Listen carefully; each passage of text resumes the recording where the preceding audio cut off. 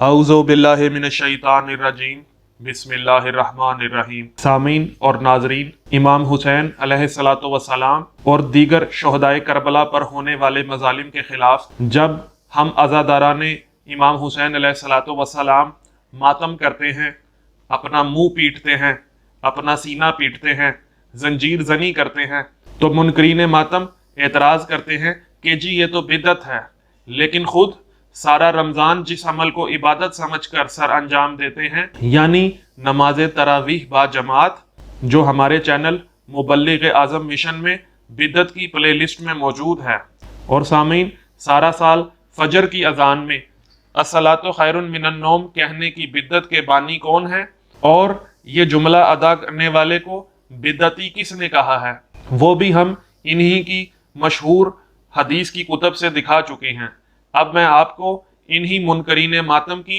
مستند اور معتبر کتب احادیث سے حوالہ جات دکھانے لگا ہوں کہ جس عمل کو یہ سارا سال اذان کا جز سمجھ کر ادا کرتے ہیں، اس کلمے کے ایجاد کرنے والے حضرت عمر کے بیٹے نے اس عمل کے بارے میں کیا کہا ہے۔ سامعین،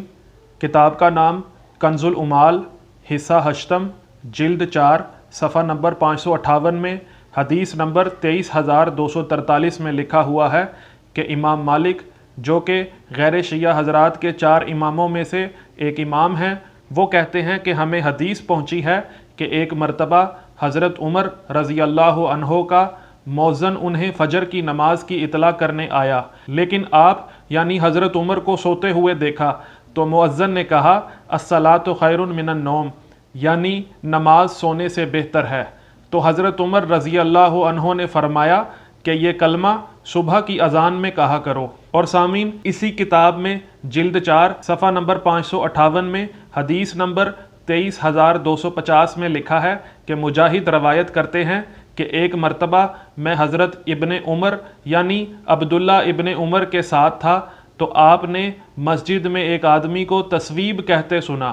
یعنی الصلاۃ خیر من النوم کہتے ہوئے سنا، تو آپ یعنی حضرت عمر کے بیٹے عبداللہ ابن عمر نے فرمایا کہ اس بدعتی کے ہاں سے میرے ساتھ باہر نکلو۔ جی سامعین، آپ نے ملاحظہ کیا کہ حضرت عمر فجر کی نماز تک بھی سوتے رہتے تھے اور اذان کی آواز کے باوجود بھی اٹھتے نہیں تھے۔ تو جب مؤذن نے دیکھا کہ حضرت عمر باوجود اذان کے کلمات کے اٹھ نہیں رہے، تو انہوں نے کہا کہ نماز نیند سے بہتر ہے۔ تو حضرت عمر نے جب یہ جملہ سنا تو اپنی پسند کا خیال کرتے ہوئے اس کو نماز فجر کی اذان میں داخل کروا دیا، جبکہ نبی پاک صلی اللہ علیہ وآلہ وسلم نے جو اذان تعلیم فرمائی تھی اس میں یہ جملے موجود نہیں تھے۔ یعنی حضرت عمر نے دین میں ایک نیا کام جاری کیا، دین میں اضافہ کیا اور بدعت کے مرتکب ہو گئے۔ اسی لیے حضرت عمر کے بیٹے نے الصلاۃ خیر من النوم کے جملے نماز فجر کی اذان میں ادا کرنے والے کو